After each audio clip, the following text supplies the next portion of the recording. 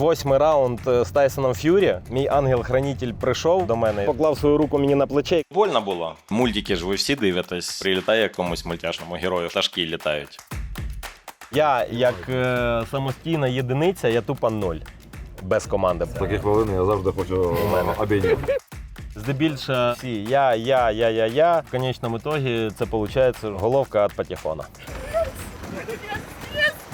Святі приходять до наших воїнів говорити про те, що хлопці, ви воюєте за мир. Наші вороги часто прикриваються церквою. Як це можливо? Благословляти людей на війну. Тангалашка рогатий працює навіть через добро. Мені дуже болить за те, що з нами відбувається. Хоча з тим, що я маю і все, що в мене є, я мав би бути трошки говном. Все може бути, так як Конор Макгрегор там кинув певний виклик. Чи буде бій з Конором? І що за місія Усика на Олімпіаді? Ти віриш, ми повернемося в Крим?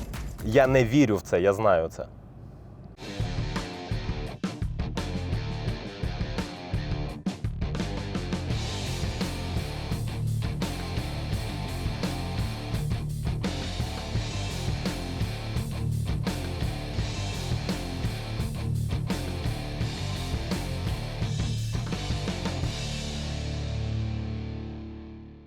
Друзі, всім вітання! Попереду у нас інтерв'ю, яке має вас надихнути. Ми поспілкуємося з людиною, яку визнають в усьому світі.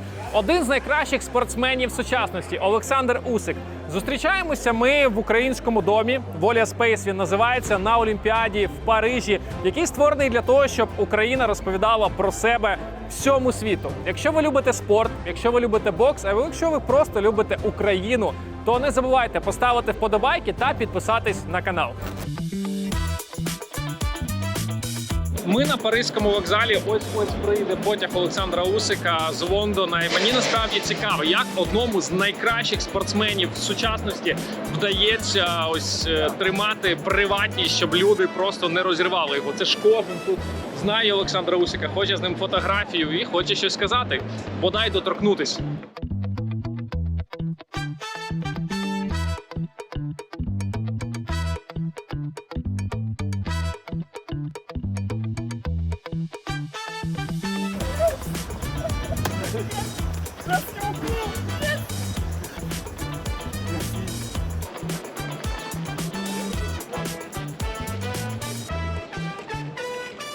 Як вдається в публічних місцях отак проводить, щоб там люди не підходили, не... Це неможливо, вони підходять, вони спілкуються, вони фотографуються. Це більше до хлопців питання. Я нормально до цього ставлюсь. Інколи, коли люди перебарщують своїми бажаннями, коли вони штовхають, коли вони біжуть, трошки так нагліють, то трошки хлопчики зупиняють. А так це неможливо, я спілкуюсь з ними, я фоткаю з ними. Це нормально. Що найсмішніше казали останнє, що пам'ятається люди на вулиці? Коли вони фоткаються зі мною і кажуть, що мене Тайсон Ф'юрі поб'є в реванш. Це дуже смішно. Це Take care. Take care, будь обережний, туди-сюди. Чи вони фоткаються зі мною, потім мені факи показують.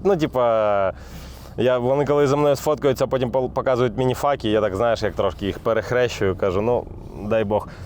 І це я роблю по-справді. Я не то, що я там якась шаблонна, це просто я хочу, щоб людина стала людиною і до неї повернулася людяність. Я бачив, що в Англії були там дуже насичена програма, зустріч з Залужним. Розкажіть, як подія пройшла, як у нього справи? Це була неймовірна зустріч з Валієм Федоровичем на «Залізний генерал». Британський фонд, котрий раз допомагає Україні. Ми відправили там близько 50 автівок для Збройних сил України для евакування.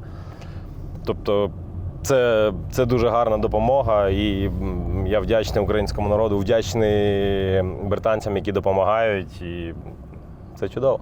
Хотів би дати вам цитату Богдана Крутевича з позивним «Тавр». Після вашої останньої перемоги він сказав наступні слова. «Ми досі недооцінюємо бойовий дух як один з факторів, котрий також є вирішальним в цій війні. Сьогодні вночі, я думаю, у більшості українців, в тому числі військових, він піднявся. Це важливо».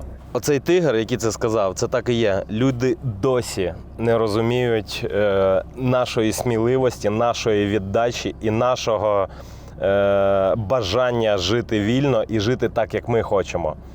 Люди досі не розуміють, що треба боротися за своє життя, за своє існування, за свою родину, за свою країну. Якщо у нас цього не буде, то ми не будемо тими, ким ми є.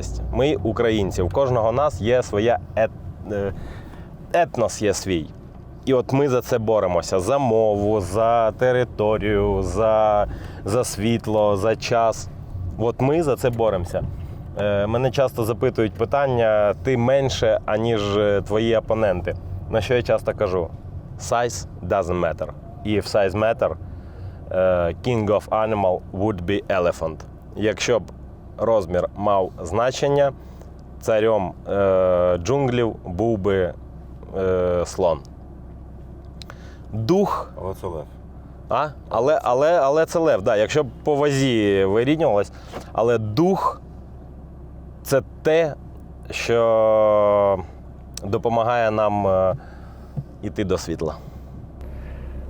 Ти розумієш свою величезну місію впливу на світ в плані того, що ти от несеш прапор України, так? Там Ярослава Гресь нещодавно розповіла, що не пускали прапор на бій, так, а ти сказав, що зробити все, там, які б штрафи не були, але прапор має бути на бої. Тобто твоя величезна місія, внесок. Тому що сьогодні одна людина, знаєш, сказала, режисер, що багато молоді не читає новини, так, вони не дивляться, а от через спорт, через документальні фільми, через контент вони дізнаються про нас, що у нас Знаєш, відбувається. чому молодь не дивиться новини? Тому що там багато неправди в новинах, в ТВ. Молодь дивиться блогерів, молодь дивиться людей, які мають велику кількість фоловерів, які є рупором сьогоднішнього часу. Молодь розуміє, де гниле, а де свіже. Це дуже круто, що молодь це розуміє. І зараз, знаєш, як я на деяку молодь дивлюся, от там 15, 16, 17 років, вони імпульсивні, вони енергічні, вони хочуть робити. І їм взагалі похер, що про них думають і що про них говорять. Це дуже круто, коли людина думає про те, що вона робить, а не коли вона робить і що про неї скажуть. Взагалі без різниці, що про тебе скажуть. Ти зробиш, ти поганий, тому що у тебе вийшло. Ти не зробиш, ти поганий, тому що ти це не зробив. Взагалі пофіг, що хто каже. Треба просто робити. Я, насамперед, я не вважаю, що я якась велика фігура і що я роблю. Це в моєму розумінні. Мої друзі кажуть інше. Але я роблю те, що я роблю. Господь мене послав в 20-му сторіччі я народився. Я попав в 21 сторіччя. І Господь мене послав в той час і в ті часи, коли я повинен бути саме там, де я є. І мій кругозор, і мої близькі люди, які зі мною, це те саме. Я кожного дня говорю Господу Богу Ісусу Христу, дякую за те, що я маю, за те, що які в мене люди є і які Він мені дає. Ні в коєму разі ми не зупиняємося, ми просто йдемо далі. Дивіться, в світі багато несправедливості і багато видно, що все типа погано. Ніфіга. Хорошого і світлого набагато більше. Просто гадость стоїть в удобних містах. Я пам'ятаю, ти записав відео одному з наших військових, колишній боксер, так, Ануля, він в полоні був. І тебе так це пройняло, що ти запросив його на бій, да, він був на твоєму бої. Він був зі мною на моєму бої, я з ним спілкуюся. Я багато знаю, яку він інформацію мені розказав. І ми з ним намагаємося допомогти світу, не тільки України, а світу. В тем, що він пережив, ті катування, які він пережив, він все пам'ятає. І про це треба говорити відповідним органам для того, щоб ви знали, як ворог веде себе.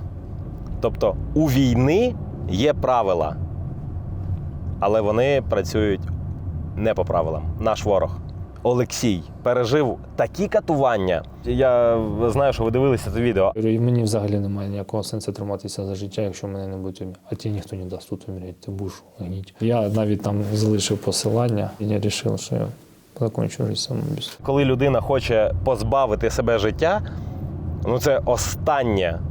Вже останнє, що тільки тому, що він не може вже терпіти ті тортури, які були в тому полоні. Але що він казав? Що до нього явилася його бабуся і до нього явився Антоній Печерський. Це основатель Києво-Печерської лаври. Це православ'я України. І він залишився. То їм кажуть, ні, твої діти чекають на тебе. Тобто святі приходять до наших воїнів говорити про те, що хлопці, ви воюєте за мир, ви воюєте за любов, ви воюєте за свою країну, ви воюєте за життя і за Бога. Мене дуже дивує, що наші вороги теж часто прикриваються церквою. Це важко уявити, як це можливо, благословляти людей на війну. Як ти це сприймаєш? Я сприймаю це як дьяволський промисел, тому що тангалашка рогатий працює так, що він навіть через добро, він буде доброту робити для того, щоб люди дурили свою голову. Там нема віри, там нема Бога, там є структура. Все. Там нема віри. Віра – це те, що працює, коли нічого не працює. От коли в тебе 8-й раунд з Тайсоном Ф'юрі, мій ангел-хранитель прийшов до мене і сказав, знаєш як, він поклав свою руку мені на плече і каже, братику, от тобі трошки сили. Для того, щоб твій народ, який потребує зараз великої допомоги, порадів. Це, хлопці, я не кічусь. Мені абсолютно doesn't matter, що відбувається вокруг мене, навколо мене. Але мені дуже, дуже, дуже болить за те, що з нами відбувається. От по-людяному. Хоча з тим, що я маю і все, що в мене є, я мав би бути трошки говном. Да? В мене все, слава Богу, в моїй родині все, слава Богу, і мені пофіг. Мені не пофіг. От реально не пофіг, тому що я живу в Києві, це моє місто. Мої діти живуть в Києві. Сьогодні моїй доньці 6 місяців, і вона зараз знаходиться в Києві. В тривогу, з бомбами, які літають. І вона вдома. Моя Марія, неймовірна, вона в Києві. Моя сила, моя Катерина, мої крила, вони в Києві. Ти себе десь уявляєш в іншому місті теоретично жити? Жити? Так. Ні. Я ніколи не уявляв себе в іншому місті жити. Мені пропонували круті контракти виступу інших країн, мені пропонували немаленький кеш за те, щоб я представляв інші країни. Мене не мотивує кеш. Мене мотивує моя родина і моя команда, яка в мене є. Ви не розумієте, у мене команда більше 100 людей. Це не тільки боксерська команда, це вся команда, більше 100 людей. І вони по-різному думають, вони по-різному встають зранку, всі 100. Це різні відбитки пальців, це різні відбитки очей. Але ми робимо одне. Що це означає? Що ми знайшли один вектор, по якому можемо йти. Тобто ми однодумці в шляху. Оце мене мотивує. Мене мотивує мій народ, який, не дивлячись на такі страждання, він продовжує посміхатися і радіти сьогоднішньому сонцю. Це неймовірно. Це не можна передати словами. Я зараз говорю деякими емоційними, може, словами, але це не може людина розуміти, якщо вона це не відчула.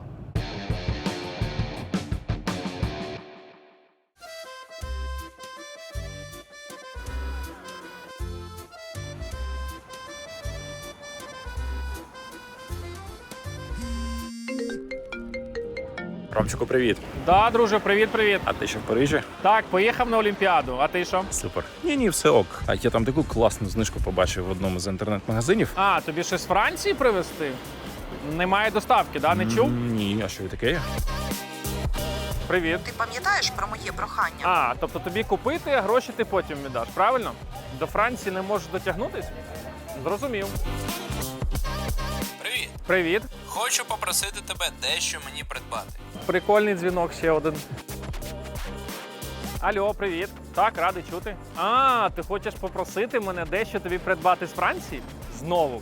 Невже всі ці люди не чули про сервіс онлайн-покупок НП Shopping? І ви можете з будь-якої країни в Україну замовити абсолютно будь-що. До того ж, на першу доставку діє знижка 150 гривень. А далі ви користуєтеся спеціальним промокодом BR20 та отримуєте знижку аж 20%, якщо ваше замовлення до 5 кг. НП Shopping діє не лише в Європі, а в США, Японії, Південній Кореї і навіть Китаї. Сильно ж, правда? Всі деталі шукайте в описі до цього відео, там є спеціальний лінк. Сподіваюсь, таких дзвінків мені буде менше, адже після Олімпіади я до того ж одразу повертаюсь додому, в Київ. Пане Ігоре, ви фінансовий директор Usyk Team і Ready to Fight. Ми знаємо Олександра Усика в рингу, так? Який він боксер крутий, як він всіх розносить. А який він саме от бізнесмен? Що він вимагає від команди? Як це працює? Він справжній такий голова, тому що він грамотно вміє делегувати або роздавати завдання та перевіряти їх якість. І це найголовніше у керівника. Він сказав, що у вас 100 людей зараз в команді, тобто він може що питати, що відбувається, він кожен день питає. 25 людей – це безпосередньо ті люди, котрі займаються підготовкою та спортом. 85 людей – це ще розробники, маркетологи, піарщики, операціоністи по різним завданням. Тому це так багато, да. Суперплатформа зараз рухається в плані розвитку. Це ж треба функціонал великий зробити, щоб це все працювало. Так, ми залучили багато інвестицій, до речі, і маємо зараз такий шлях вже дуже могутній і насичений. У нас всередині заплановано випуск майже 20 продуктів. Ми готуємо, щось підготували, вже готове до релізу, але не про все можу казати, тому що це якесь маркетингове надбання, розумієте? То новини потрібно видавати тоді, коли ми дійсно к ним готові. Але команда працює і зробила дуже багато результатів. Ми залучили зараз до партнерства багато боксерських федерацій, в тому рахунку ж Саудівська Аравія, Венесуела, Мальта, України, Федерація, звісно. І працюємо з хлопцями, допомагаємо зробити якось сучасніше все, диджиталізувати, і щоб воно було зручно і якісно, головне. Це якесь, мабуть, боксерське або чемпіонське, навіть чемпіонське. Тому що він дуже гарно приймає якісь ключові стратегічні рішення, перш за все. Він знає, коли, в який час потрібно сказати «ні», а в який час повинно сказати «так». І це допомагає команді до досягнення результатів. Тема з UFC – це реально? Типу, що може Олександр виступити? Чи це зарано про це говорити? Я вважаю, що зарано, тому що є певні жарти, але ми всі розуміємо, що є наступний поєдинок, ми на ньому зосереджені, всі команди. Але все може бути, так як Конор Макгрегор там кинув певний виклик, і ми на нього відповіли. Я думаю, що це не буде Олександр проти Конора Макгрегора, як всі хочуть. Хоча все може бути. Але його команда певні там речі запропонувала нам, щоб зробити з Ready to Fight якісь спільні. В них своя там є лінія, да, і серія там кулачних боїв. І спільно з нами зробити, підібрати бійців і по правилам боксу зробити якесь таке дійсно велике шоу. Десь може у Італії, може десь ще. Наш чемпіон завжди каже: слава Богу за все і слава Україні. Героям слава.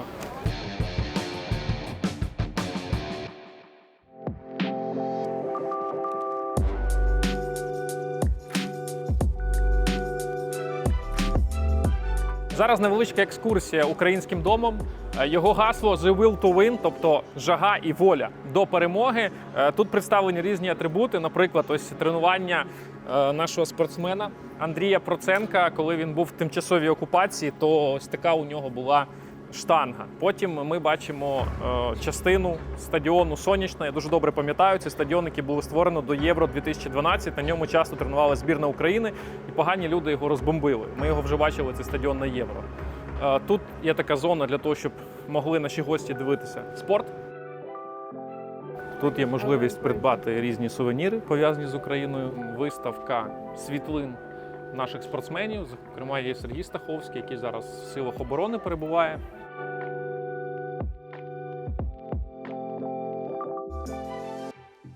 А тут у нас експозиція культурна «Україна в мініатюрі». Наприклад, тут знаходиться Маріупольський драмтеатр, його точна копія, Донецький аеропорт і будинок в Миколаєві. Це якраз зроблено для того, щоб показати, що ворог намагається знищити нашу культуру, а ми є частиною Європи. Тобто він фактично хоче знищити європейську культуру. Далі в нас знаходиться велика зала, основна локація, куди приходять гості, де відбувається велике спілкування. Тут вчора виступала Джамала, наприклад. Зараз іде перегляд документального фільму. Дуже багато цікавих проєктів пов'язаних з Україною. Люди приходять, дивляться. Наприклад, фільм про Джамалу був, і я бачив, як іноземця просто йшли сльози.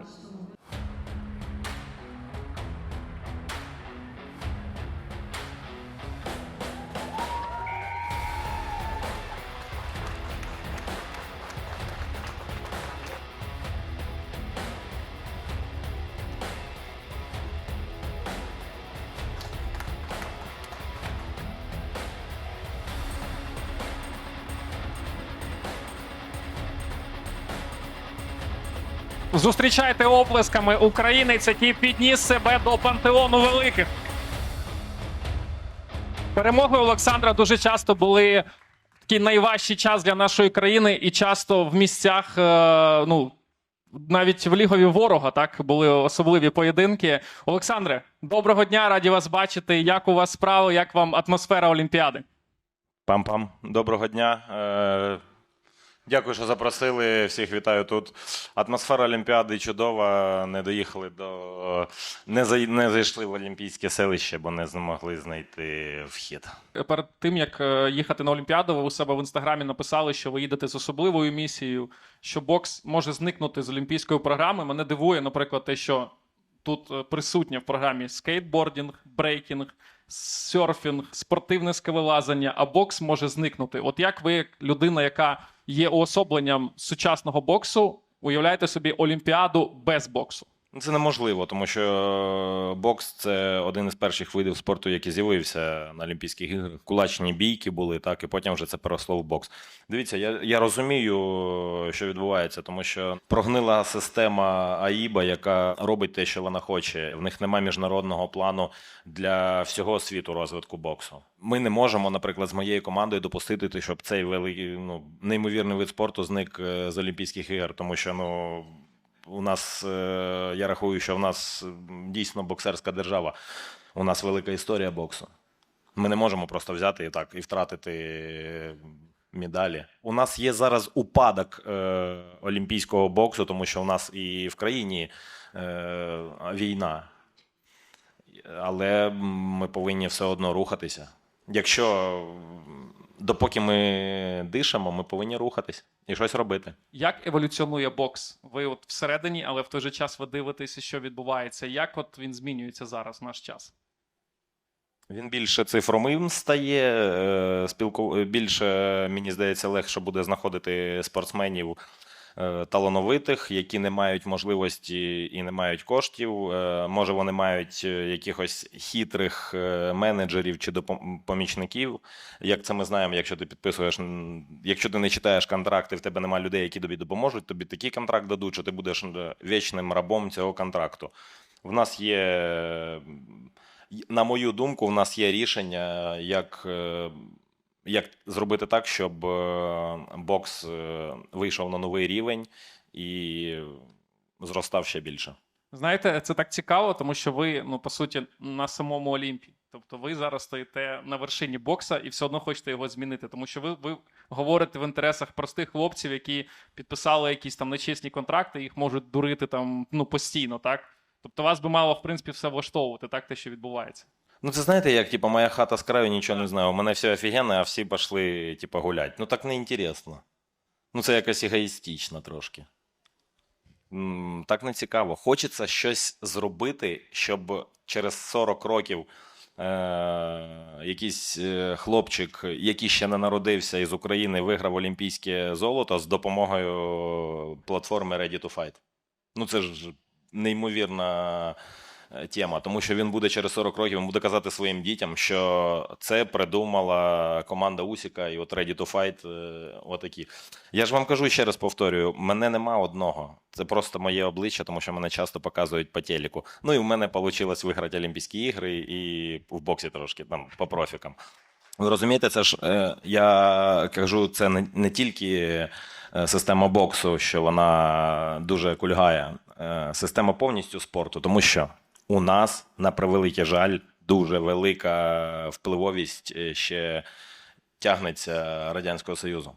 Тобто тренери, яким вже там під 60 років, це дуже люди з опитом, вони вже там виховали чемпіонів, але вони не хочуть зростати далі, вони не хочуть навчати оце. Тобто, ми колись дивувались таким лінкам, як Дія, ще якісь, і ми, то що це? А зараз ми як все це швидко робимо. Так само буде і з Ready to Fight. У нас, на жаль, досі немає олімпійських медалей, так? Україна, ми нічого не виграли на Олімпіаді. Ясно, що це лише початок, але все одно там у нас найменша кількість спортсменів, яка представлена за всю історію.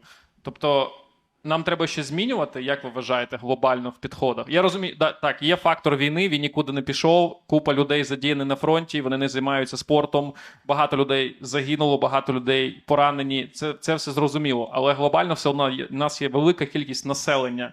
Такої в Європі не кожна країна стільки людей має, скільки ми. Треба масштабувати спорт і робити його максимально відомим. Не тільки, я зараз кажу не тільки за свій вид спорту, я кажу за всі види спорту, які займають... Нам треба подивитися просто, які види спорту найбільше приносять нам нагород. І подивитися, в чому проблема тих видів спорту, які не приносять нагороди. Просто математику подивитися. Чому? І все. Це ж все можна працювати, просто треба працювати. Коли є определенний комфорт, Оскар де ла Хойя якось сказав, що дуже складно прокидатися о 5 ранку, коли ти лягаєш спати в піжамі, яка із шовка.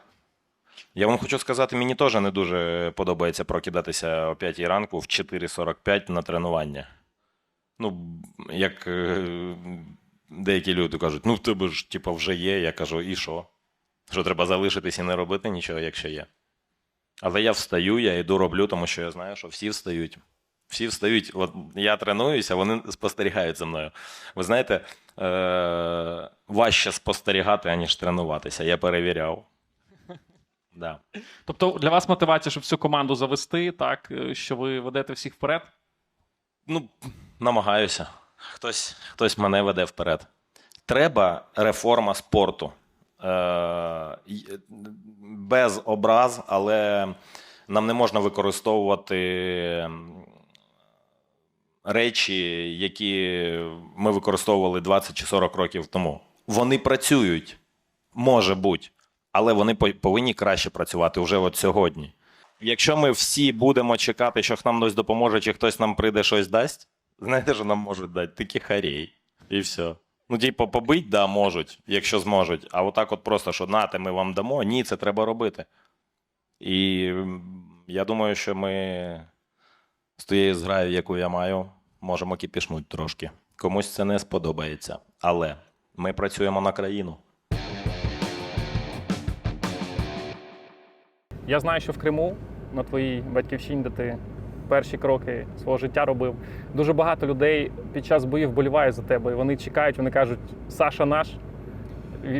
Там дуже, я зустрічав просто людей тут от під час чемпіонату Європи по футболу, які підходили, казали, ми там за Усіка, ми там живемо, ми не можемо це відкрито говорити, прапори підіймати, але ми з ним, ми з Україною.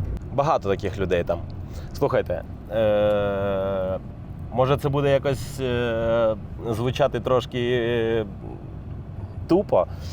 Неймовірна кількість людей із ворожої території пише про те, що вони за мене, і як вони радіють от тому, що відбувається, і як там, де вони живуть, деяких людей викручує. Він каже, а я дивлюсь на це і кайфую. Да, я не можу порадіти також, але, каже, коли я приходжу додому, я радію. Я вибачаю, що я, каже, не можу це зробити публічно, ну, але я, каже, типа, на п'ятнашку поїду. Я кажу, ну, я там нічого не відповідаю, да, але я про себе кажу, кайфуйте. Ти віриш, ми повернемося в Крим? Я знаю, я не вірю.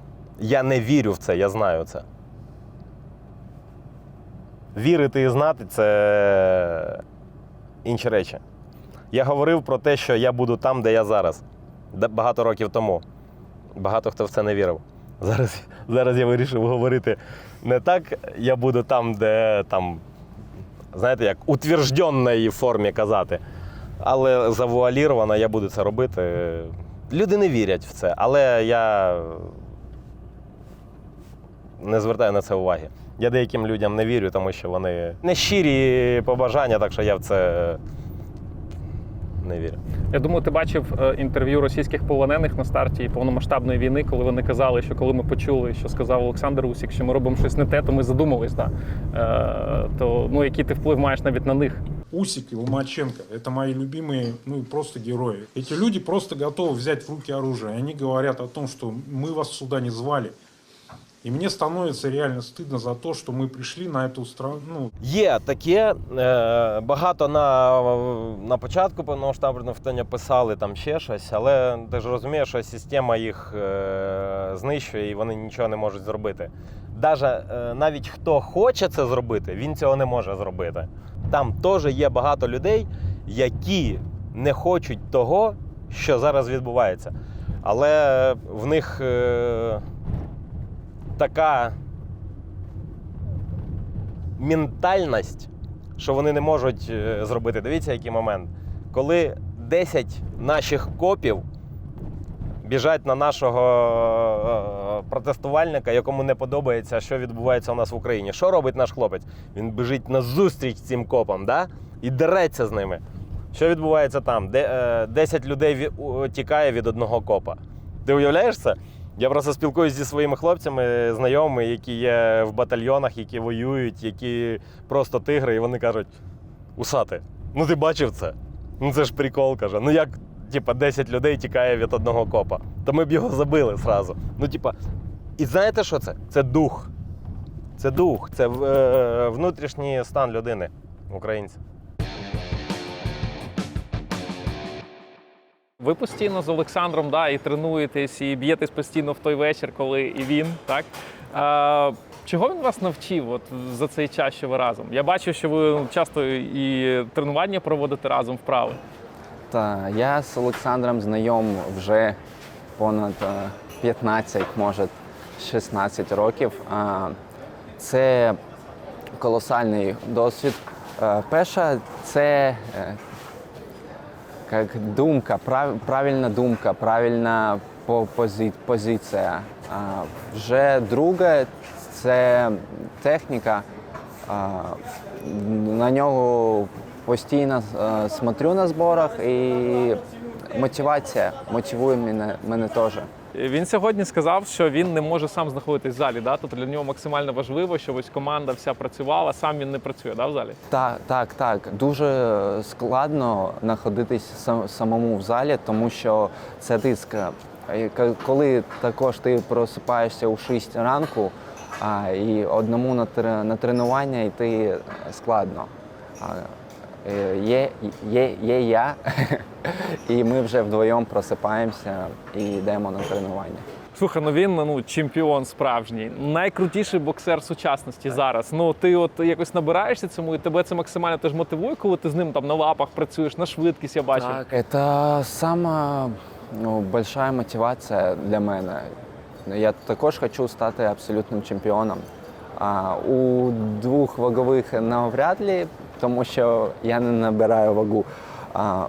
У 79 кілограмів я мушу стати абсолютним чемпіоном. І все пишуть: о, там Бивол, Бетербієв, і наші так само. Бивол, Бетербієв, та нічого страшного. Дайте мені там 2-3 роки, і я їх рознесу, поставлю туди, на своє місце, блін. Дуже правильний посил.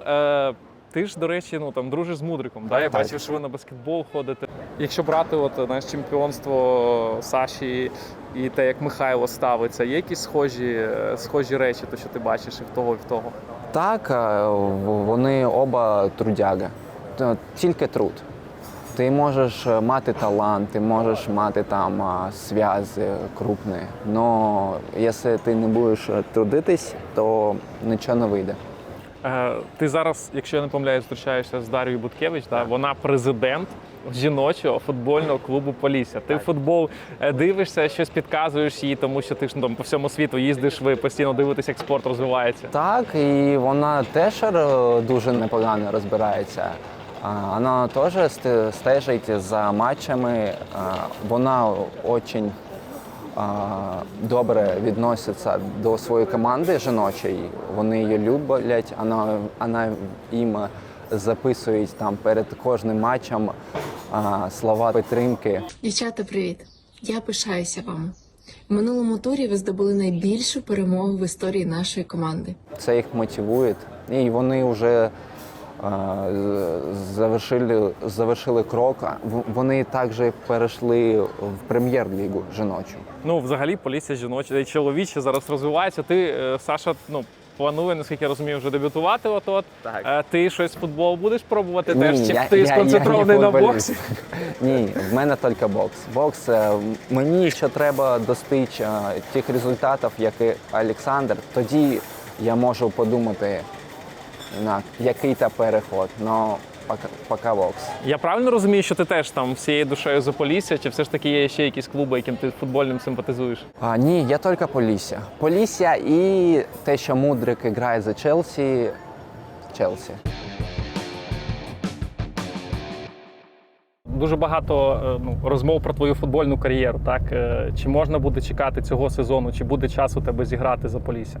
Я вам скажу відверто, я дуже хочу зіграти за Полісся, але мені треба підготуватися. Тому що, ви знаєте, як і в боксі, так і в іншому виді спорту, для мене важливо це професіоналізм і підхід до роботи.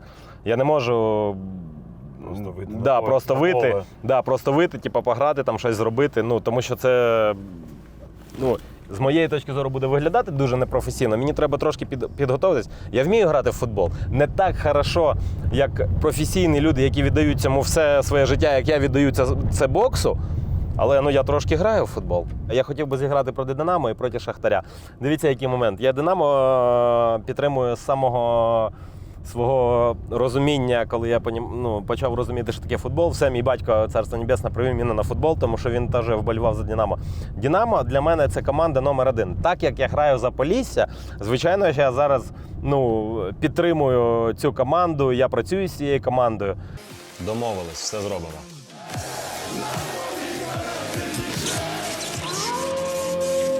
Але я не можу просто змінити, знаєте, стільки років вболівати за цю команду. Це моя рідна команда, але я б з нею зіграв і дуже намагався би її виграти. Це і є суперництво, яке дає зріст спортсмену. І Шахтарю б навіть пару банок завалив би. Серна, правда, пише постійно мені: Даріо, hello. Даріо постійно пише, що це неможливо, але все те, що неможливо, я зроблю можливим. В грудні 22-го року Тайсон Ф'юрі звернувся до Вейна Руні перед підготовкою до бою з тобою. Мені потрібен хтось поменше, щоб підготуватись до Усіка. Кого б ти з футболістів покликав на спарінг? Хто б міг би спробувати? Я б нікого не покликав. Андрій Ніколаєвич Шевченко мені допоміг виграти Тайсона Ф'юрі. Так що Руні. Те, що він був на бої? Релакс. Ніколаєвич взагалі постійно мене підтримує, ми постійно з ним спілкуємося. І Ніколаєвич – це неймовірна мотивація. Просто це приклад людини, це приклад професіональної людини, як треба будувати свою спортивну кар'єру. Ваш бій проти Ф'юрі, так? І був такий критичний дуже момент. Всі дуже переживали, високий нерв, вся країна дивилася, всі за вас переживали. І був такий момент, де Ф'юрі, він був за крок, так, до перемоги. Але ви потім переламали хід цього поєдинку. Що ви в той момент, що ви пам'ятаєте, що ви відчували, як ви це переживали? Розкажіть зі свого боку. Та не був він не за крок, не за 2, не за 10 до перемоги.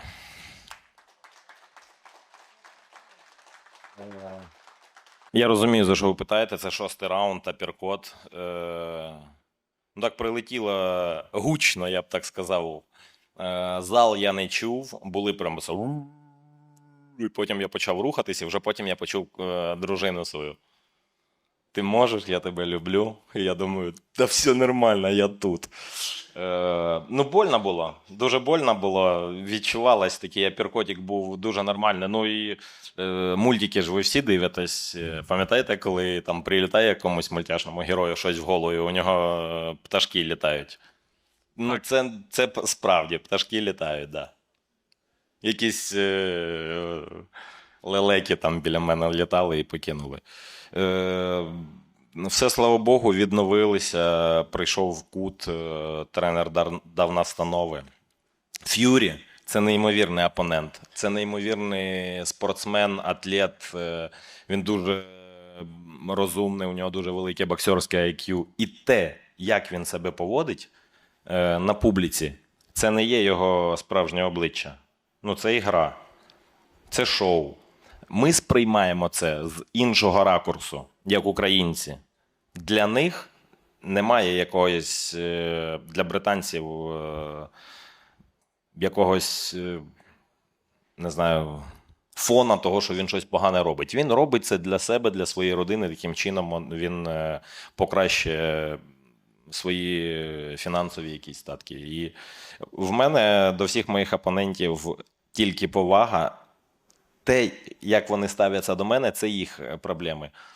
Головне, як я ставлюсь до них. Багато років українські спортсмени, які в топі знаходяться, ми такі більш спокійні, так виважені. Ми не робимо такого великого шоу. Я пам'ятаю, колись там опонент Кличка футболку робив, що він там голову йому відрізав і так далі. Тобто для нас, мені здається, у нас і в школах так вчать, що треба з повагою, спокійно. А ось західний підхід, вони роблять величезне шоу, промо навколо цього всього. Ви теж намагалися якось інтегруватися в цей підхід?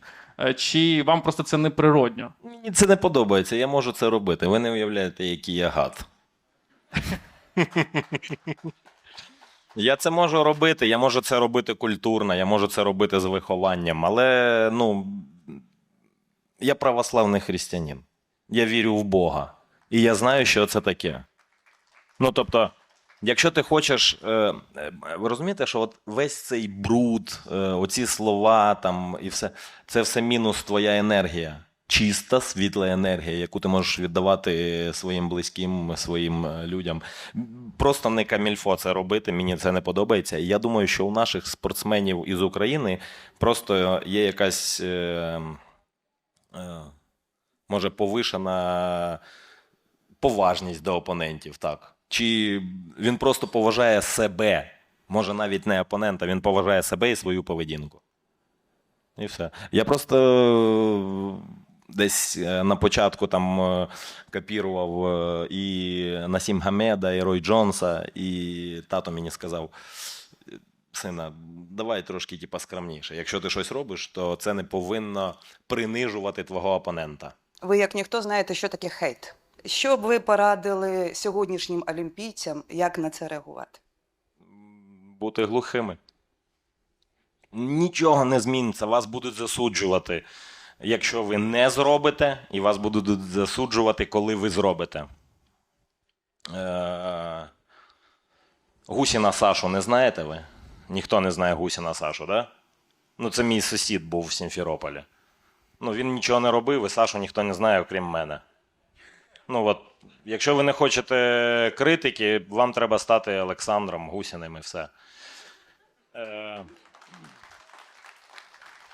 Скільки, мені 37 років, я деякі книги читаю, бо мені цікаво.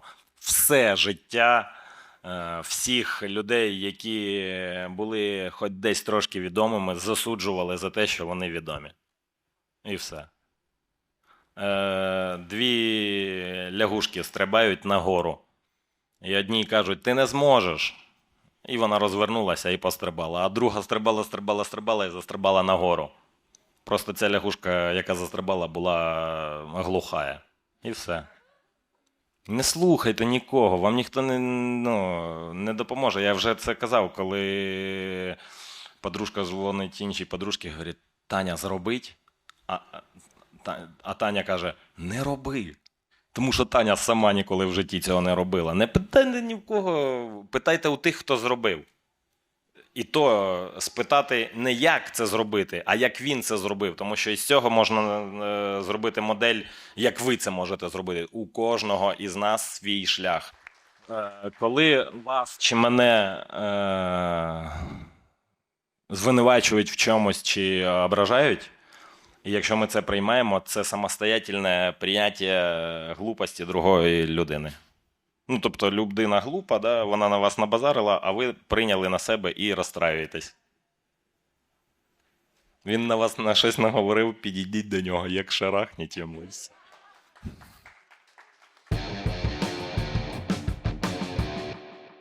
У нас в боксі під час незалежної України прекрасні традиції. Ми постійно на топ-рівні, там клички тепер. Ви вже як промоутер теж виступаєте. Чи є хтось, хто зможе підхопити прапор в майбутньому з молоді? Прямо зараз не можна сказати, але у нас є дуже хорошо перспективні хлопці, які вже на даний момент роблять якісь певні кроки. Є зміна поколінь. Старі йдуть, да, молоді приходять. В нас дуже круті традиції боксерські, так що я думаю, що ми маємо непогані хлопців, які будуть показувати світовий рівень. Чи є у вас ось ця пристрасть, про яку ви такою зараз говорили про Україну, до промоутерської справи? Тому що ви на початку дуже класно почали, такі виставкові бої, ви на гелікоптері прилітаєте. Зараз є бажання цим займатися? Ми працюємо, є команда. От якраз поряд сидить один із людей, який мені допомагає безпосередньо на всьому рівні. І 21 сторіччя. Зараз і бокс, весь спорт, так як і світ, він дуже швидко крокує для розвитку. Повинні бути нові моделі розвитку спорту. Якщо ми зараз бачимо телефон, інтернет, т.т., тобто це площаді для того, щоб говорити. Ми і моя команда Ready to Fight робимо все для того, щоб розвивати не тільки бокс, спорт і фінанси. Це дуже тому що все це без одного якогось ядра це не буде працювати. Треба змінювати. Все те, що було в Радянському Союзі, хлопці, це вже застаріла штука. Коли є 1,6, да, мотор, а коли вже є 2, 3, 6,7, то на 6,7 ти, понятно, що ти швидше доїдеш туди, коли треба. Так от треба робити команди, щоб це було В12 мінімум 6 літрів, щоб ти рухався в правильному напрямку для того, щоб було зростання. Я вам хочу сказати, я не буду там розкривати всі секрети, але у нас є деякі домовленості з федераціями, зі світовими федераціями спілкування того, що розвитку боксу, і це виключно український продукт. Ми зараз взагалі-то 3 найтехнологічніших продукти. Ми попали в десятку українських продуктів, які в 2024 році для розвитку. Це про щось говорить. І ми будемо це... Взагалі-то це про всіх українців. Так, це про всіх українців, це не тільки... Якщо запитати когось, хто найкраще, де найкращі люди, якщо це технології чи фінанси, це українці завжди найкраще. Не треба жаліти коштів для розвитку гарної роботи. Тобто та платформа, я дивився ваше інтерв'ю з Володимиром Ковільковим, ви там розповідали детально про цю ідею, платформу, як люди можуть там домовлятися про спаринги, про тренерів шукати. Це зараз добре функціонує, працює. Всі спаринг-партнери, дивись, можу зауважити, всі спаринг-партнери, які були у мене останні 2 лагері, всі ці спаринг-партнери були знайдені через платформу Ready to Fight. Вони самі, написали, і вони виявилися корисними для нас, і ми їх запросили. Треба розуміти, головне, що ми дали цим хлопцям. Ми дали можливість працювати, заробляти і розвиватися. Це круто. Без нас їх би ніхто не помітив. А так вони є. Це крута ідея. До нас звертаються вже деякі міжнародні платформи для того, щоб ми їм допомогли в розвитку, формувати табір, чи робити якісь фінансові справи, чи підтягувати якісь. Тобто команда, близько 80, да? 85. Десь команда близько 85 людей, які працюють на команду Тімусік. Не тільки на бокс, а для привернення, для заохочування інших людей для допомоги Україні, які хочуть допомогти і які хочуть не бути обдуреними. Угу. Тобто вже люди бояться в Європі, да? Так, хочуть під ваше ім'я давати готові гроші. Є. Так, це реальність. Да. Деякі люди бояться втратити. Вони хочуть допомогти, але вони не хочуть бути обдуреними. Угу. Дуже круто. Гарний приклад стосовно нашої команди. Ті 100 людей, про яких каже Олександр, це є міць певна. Це приклад такий. Якщо є міць, ми голова. впевнені у Дивіться, своїх силах. я- І 40 мільйонів буде мати Я, міць. І мають як міць. самостійна єдиниця, я тупо 0. Без команди, без своєї. От моя команда – це є моя сила, моя голова і все, що відбувається Хвилини я завжди хочу у мене. обійняти. Дякую, брат. А це реальність. Це дійсно справді, тому що здебільшого всі я. В конечному ітогі це виходить, що головка від патефона. Вас надихає ця історія з бізнесом, що це може там злетіти в космос? Мене надихає праця людей. Те, що ми там можемо вилетіти в космос, я це знаю, що ми вже в якомусь розумінні в космосі. Серйозно. Але, але ми в своїх думках на землі. І мене надихає, що цей продукт може надати можливість для розвитку інших галузей. Казалось би, створили боксерський продукт, а він допомагає не тільки спортсменам. Він цікавий всім. Да, він цікавий всім. Ви сказали такі слова, що треба міняти радянську систему. Тобто ви бачите, що це вже не працює. Да? У нас якась така застарівша модель. Я це давно бачу, і я це давно говорив, що у нас засильно багато людей, які звертаються за допомогою до минулого. Минуле не знає, що таке майбутнє. Минуле залишається в минулому. Кожного дня щось змінюється. От ми кожного дня просипаємося – мінус день. Кожного дня просипаємося – мінус день.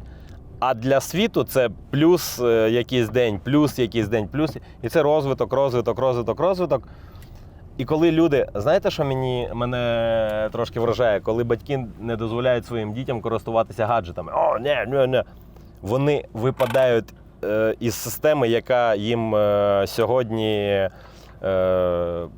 пророчить будуще, заважає крокувати вперед.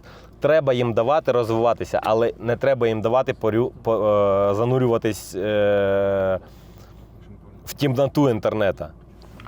Інтернет як дає хороше, так і забирає хороше.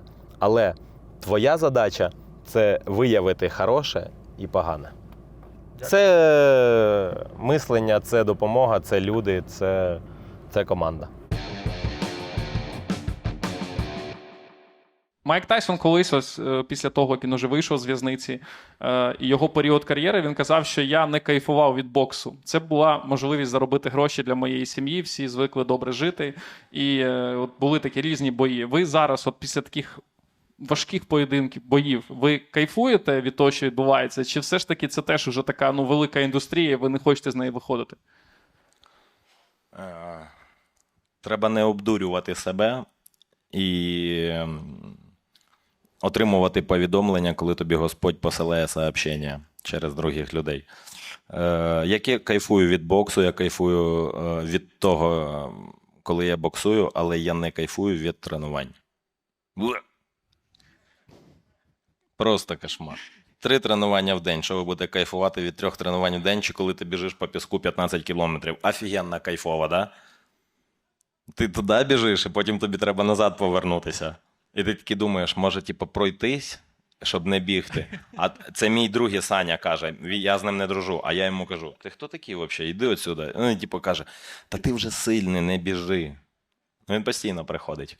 Але контроль над ним, все нормально. Тренування мені не подобаються, мені подобається атмосфера в залі, мені подобається покошмарити свою команду, дати якісь завдання, які не виконуються, а вони їх виконують. Це треба любити, цим треба жити, і те, що ми робимо, це і є бокс. Тому що по факту, якщо правду сказати, я трошки заробив грошей, да, і я можу там переключитись на якийсь бізнес, отримувати дивіденди і просто там займатися якоюсь справою, яка взагалі не буде відноситись до боксу. Але я з цього вийшов, і мені потрібно повернути це. Тому що є дуже круте кіно, воно чи 92-го, чи 96-го року про хлопчика, який каже, що якщо ти робиш добро, треба повернути, якщо тобі зробили добро, то треба повернути 3 людям мінімум це добро. Ну, схема робоча, і якщо ти робиш його не тому, що ти знаєш, що тобі повернеться, а просто так, за що ти мені подарував квіти? Просто так. От, якщо ти це робиш, ти наповнюєшся світлою енергією. Якщо не робиш, як свічка, просто згораєш.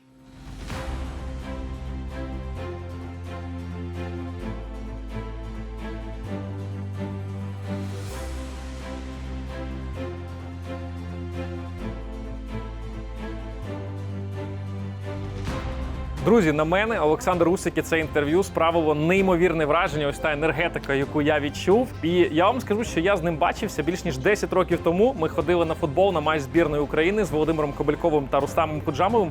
І що тоді Олександр був скромним, що зараз нічого не змінилося, хоча ви розумієте, що він піднявся в космос.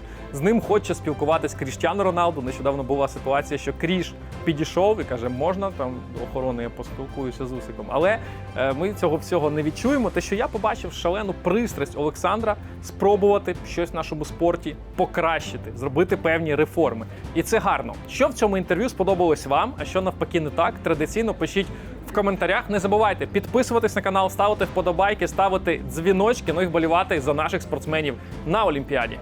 Коти чи собаки? Коти. Хто для вас був найкращий тренер? Він і є. Це Лапін Сергій Юрійович. Ваша улюблена книжка? Алхімік Павло Коельо. Найкращий спортсмен всіх часів та народів? Могамед Алі. Про що говорили з Роналду? Він мене питав за бокс, хто виграє, що відбувається, і потім з ним трошки шуткували, коли він запитав мене «How do you feel?» Я йому відповів «I'm feel good». Ну, потім ми переписали і поржали з ним, так як я кажу всім «I feel, I'm very feel». Ваш улюблений ютуб канал? Ну, дуже часто дивлюся «Обдурений росіянин». Ні, я багато нашого українського контенту споживаю. Я твої інтерв'ю дивився. Хлопців багато дивимось, військових. Дуже цікаво говорять. Найважливіша постать в історії України для вас? Мені здається, це Іван Сірко, останній кошовий атаман. Сильно. І як навчитися не закривати очі при ударі? Хочеш не хочеш, але тіло, коли отримує якийсь урон, воно автоматично закриває очі. Просто треба отак от робити очима, щоб вони не заплющувалися. Чи треба не боятися? Перше, що зробите після перемоги України у війні? В Крим поїду. Дякую вам дуже. Дякую.